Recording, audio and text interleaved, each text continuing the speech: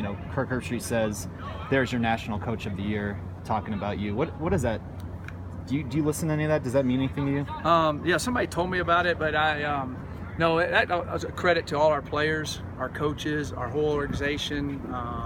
You know, it's you know, when you're winning, they say nice things, and when you're losing, they want to fire you. So it's that's just part of the territory, and we just got to keep going. And I'm so proud of these young men and these coaches, how they fought through everything. And we got one game we're worried about, Washington State. Well, okay, let me ask it a different way. What, if any, satisfaction you take in that it's been a struggle for you and everybody else that to have the opportunity that you do have in late November? The opportunity we have is phenomenal. I just talked to the team about it. Enjoy the moment, you know, and understand within the moment you got certain goals you got to keep reaching, but enjoy the moment. And there's part of embracing a moment that kind of relieves a lot of the pressure too, because you're living it, you're doing it. You don't get a chance to live it again. Right. And I was telling them this morning, I can't tell you how many former players on this team that have been here since I've been here that are you know, graduated, moving on, that have been texting me, calling me with them too. I said, they all want to be back in this room, and they're all part of this. They helped us build this, and so guys, keep playing, because you're not only honoring yourselves, you're honoring them.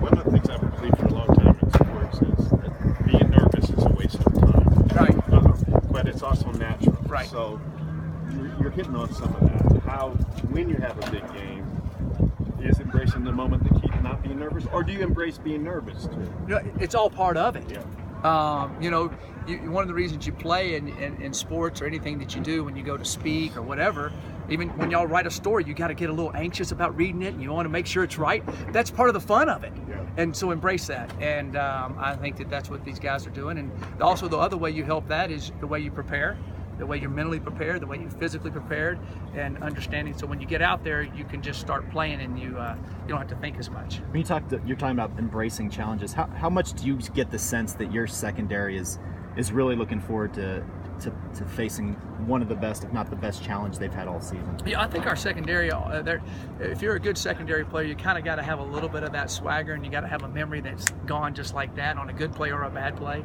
And so I think they're excited about playing against Washington State. And when you watch them on film, they're excellent at what they do. They catch the ball right on the sidelines. You go, how'd they get the ball there? How'd he get his foot down? So it challenges you to be at the top of your game. So I know they're excited about that challenge, because Washington State is, you know, Falk can put it anywhere, and the receivers are excellent. Does it help that you implemented some of the Texas Tech stuff this year, or anything, a little bit the fact that you practiced to get some of those concepts? Yeah, we've had some of them, of course, before.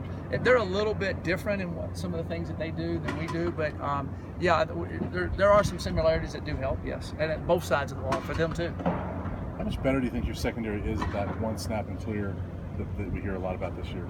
I think they're a lot better at it, because they've played a lot. And so that helps. They know that, you know, you can get beat on one play, but you can make it up the next play. And if you're showing the opponent upstairs in the press box that you're holding your head down, and they're going to keep, if you show them you're a little nervous, they're going to keep attacking you. So they know to keep having that instinct to keep playing. Like, maybe one of the biggest differences Washington State this year is they're playing some pretty good defense. Yes. What have you seen from them? Yeah, defensively they're playing really well. They play extremely hard. They stun a lot. They cause a lot of negative plays. So we've got to be able to handle that. And with our offensive line, our quarterback's got to be able to see a few things and handle that, and I think he will. John Elway used to talk a lot, even when he got to be an older NFL player, right? That it took him a long time to truly trust his teammates.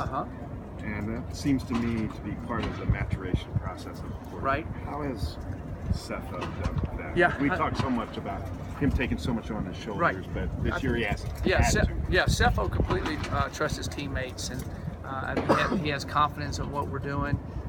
He also has confidence that he doesn't have to make every play, and you know, our defense is excellent. So, you know, you make a mistake, it's not a disaster anymore. You know, you have a way of doing that. So I think that frees you up as a quarterback also. Cepho said yesterday that Tim Lynot's one of the most underrated players on the team. What have you seen out of Tim Lynot this year? Yeah, Tim Lynot's an excellent guard. He does a great job. You know, he's played this year basically every snap as a redshirt freshman, and been very pleased with Timmy. And he's doing really well now, but he's got a great future ahead of him. Thank you, Coach. Thanks guys. Appreciate it. Thank you.